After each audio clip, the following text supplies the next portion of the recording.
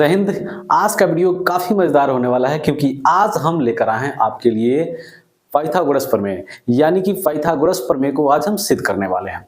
और ये सवाल जो है ना कि एग्जाम में कैसे पूछे जाते हैं, तो ये सवाल पूछे जाते हैं कि एक समकोण त्रिभुज में कर्ण का वर्ग अन्य दो भुजाओं के वर्ग के योगफल के बराबर होता है।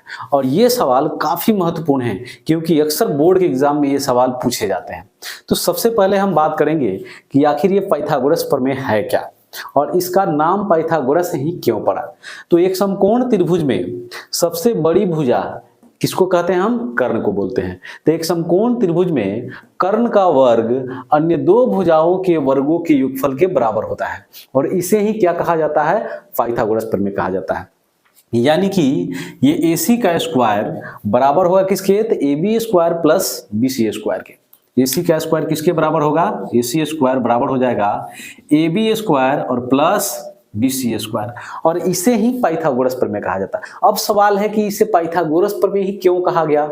चूंकि एक बहुत बड़े गणितज्ञ थे जिनका नाम था पाइथागोरस और उन्होंने ही इस सिद्धांत को दिया, इसलिए इस सिद्धांत का नाम उनके नाम पर पड़ गया क्या? पाइथागोरस। क्योंकि बहुत पहले जब बहुत बड़े बड़े साइंटिस्ट या फिर गणितज्ञ हुआ करते थे, तो जब वो कोई सिद्धांत देते थे, जब किसी सिद्धांत का प्रतिपादन करते थे या कोई रिसर्च करते थे, खोज करते थे या किसी चीज का आविष्कार करते थे, तो उस आविष्कार का नाम उसके आविष्कारक के नाम पर ही पड़ जाता था। उसी प्रकार से इस प्रमेय का नाम किसके नाम पर पड़ा? तो पाइथागोरस साहब के नाम पर पड़ा है, क्योंकि ये प्रमेय उन्हीं ने दिया था।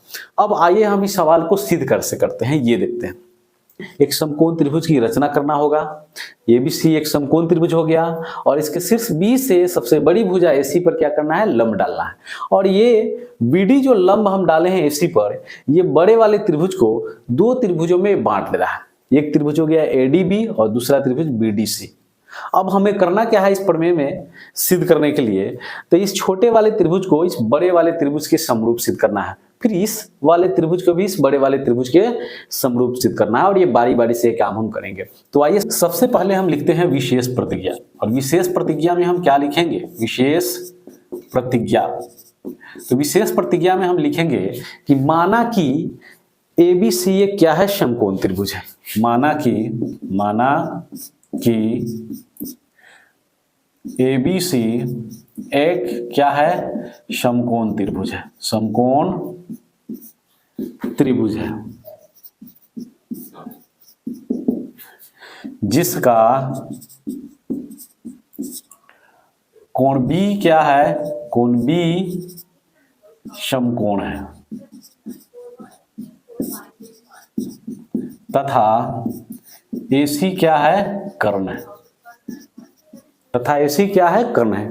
माना कि ABC एक समकोण त्रिभुज है जिसका कोण B समकोण है तथा AC क्या है?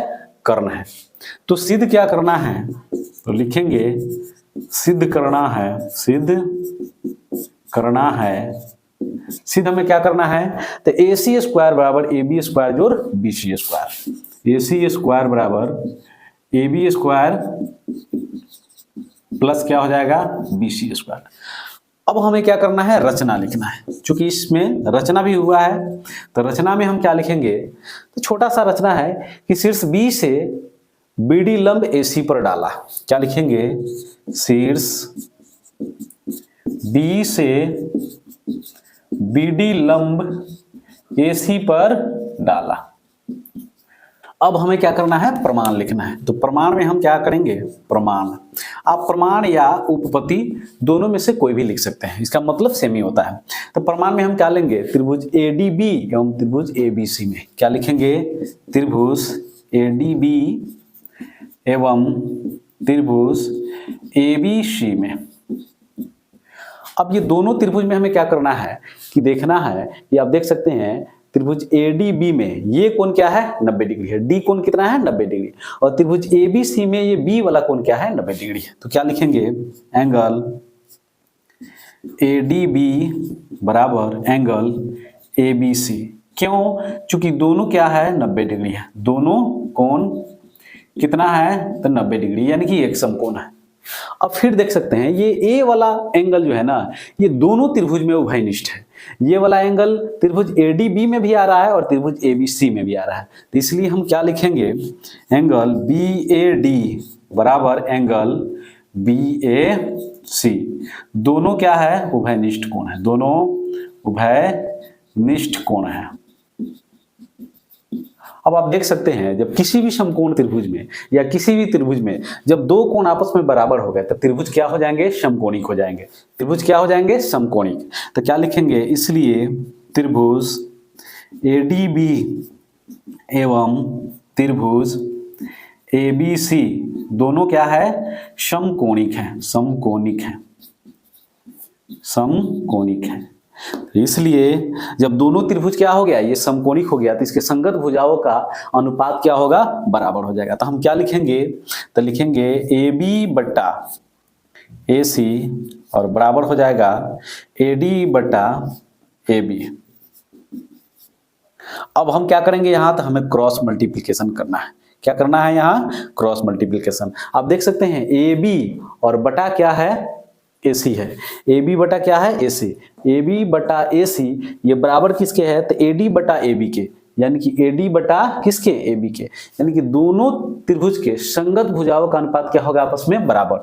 अब इसको हम लिखेंगे कैसे, तो देख सकते हैं आप, यहाँ समझिए, यहाँ से हम क्या लिए हैं, ए बी लिए हैं, तो यहाँ से क्या लेंगे, ए सी, यानी कि फर्स्ट वाला और लास्ट वाला लिए हैं, तो यहाँ भी हम क्या करेंगे, फर्स्ट वाला और लास्ट वाला लेंगे।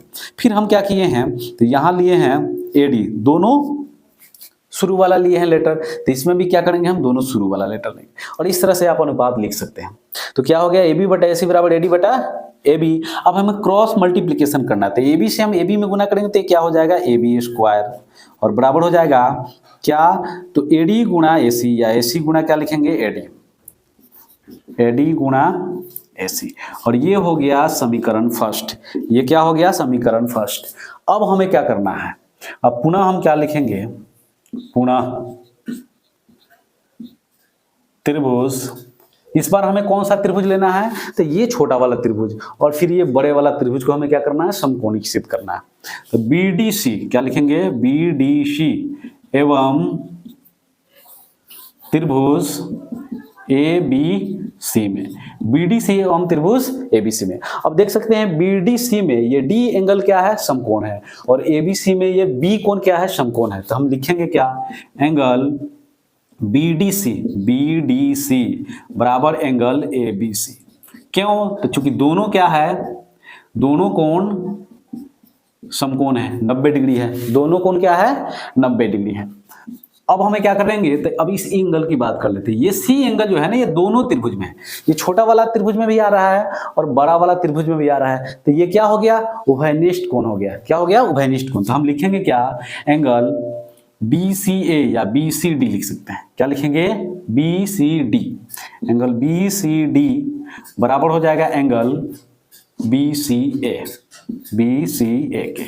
क्यों, तो दोनों उभयनिष्ठ कोण है, दोनों उभयनिष्ठ कोण है, यानी कि ये कोण जो है ना, ये दोनों त्रिभुज में, ये कोण क्या होगा, दोनों त्रिभुज में, इसलिए दोनों कोण क्या होगा, आपस में बराबर हो जाएगा। इसलिए अब यहां भी क्या हो गया, जब दो त्रिभुज के दो कोण आपस में बराबर, तो त्रिभुज क्या हो गए, समकोणिक। तो लिखेंगे इसलिए त्रिभुज BDC एवं त्रिभुज ABC क्या है, तो समकोणिक है, समकोणिक है। इसलिए ये दोनों त्रिभुज क्या हो गए, समकोणिक, और जब त्रिभुज समकोणिक हो गए तो इनके संगत भुजाओं का अनुपात भी क्या होगा, बराबर होगा। तो अब यहाँ हमें संगत भुजा का अनुपात कैसे बराबर करना है, तो यहाँ से लेंगे BC, तो इसमें क्या लेंगे, AC। क्या लिखेंगे, BC बटा AC और बराबर, इस बार हम क्या लेंगे, ये लास्ट वाला दोनों, तो इसमें भी क्या करेंगे, ये दोनों लास्ट वाला लेंगे, तो ये क्या हो जाएगा, DC बटा BC। फिर हम क्या करेंगे, क्रॉस मल्टीप्लिकेशन, तो BC से BC में गुना करेंगे तो क्या हो जाएगा, BC स्क्वायर बराबर क्या हो जाएगा, DC गुणा AC, और ये हो गया इक्वेशन नंबर सेकेंड। अब हमको करना क्या है, तो दोनों समीकरण के दोनों पक्षों को हमें क्या करना है, आपस में जोड़ देना है। क्या लिखेंगे, अब समीकरण 1 एवं समीकरण 2 के दोनों पक्षों को जोड़ने पर, दोनों पक्षों को जोड़ने पर। तो अब देख सकते हैं इसका बायां वाला पक्ष क्या है, AB स्क्वायर। तो क्या लिखेंगे, AB स्क्वायर प्लस इसका बायां वाला पक्ष क्या है, तो BC स्क्वायर। तो यहाँ लिख दिए BC स्क्वायर बराबर इसका दायां वाला पक्ष क्या है, तो AD गुणे AC और जोड़ इसका दायां वाला पक्ष क्या है, तो DC गुणे AC, DC गुणे AC। अब हमें क्या करना है, अब देख सकते हैं इसमें भी AC है और इसमें भी AC है, तो यहाँ AC क्या हो जाएगा, कॉमन। तो यहाँ क्या लिखेंगे, AB square plus BC square बराबर, अब जब AC हम कॉमन ले लेंगे तो बचेगा क्या, तो AD प्लस क्या बचेगा, DC बचेगा। AB प्लस क्या बच जाएगा, DC। अब आप गौर से देखें ये AD और DC है कहाँ, तो यहाँ से यहाँ तक क्या है, AD है और यहाँ से यहाँ तक क्या है, DC है। तो AD और प्लस DC को जोड़ेंगे तो ये बड़ा वाला भुजा के बराबर नहीं हो जाएगा, AC के बराबर। तो इसके बदले हम क्या लिख सकते हैं, AC लिख सकते हैं। तो अब हम लिखेंगे क्या, तो यहाँ लिख सकते हैं हम AB square plus BC square बराबर AC गुणे AC, और AC गुणे AC का मतलब क्या हो गया, AC स्क्वायर। अतः हम क्या लिख सकते हैं, यहाँ लिख देते हैं, अतः AC स्क्वायर यानी कि ये AC गुणा AC क्या हो गया, AC स्क्वायर बराबर हो गया किसके, तो AB square plus BC square के, AB square plus BC square के। और यही क्या करना था, हमें सिद्ध करना था। और देख सकते हैं यहाँ पाइथागोरस प्रमेय कितने सरल तरीके से सिद्ध हो गया। तो आज के लिए इतना ही, फिर मिलते हैं अगले वीडियो में। Thank you, wish you all the best.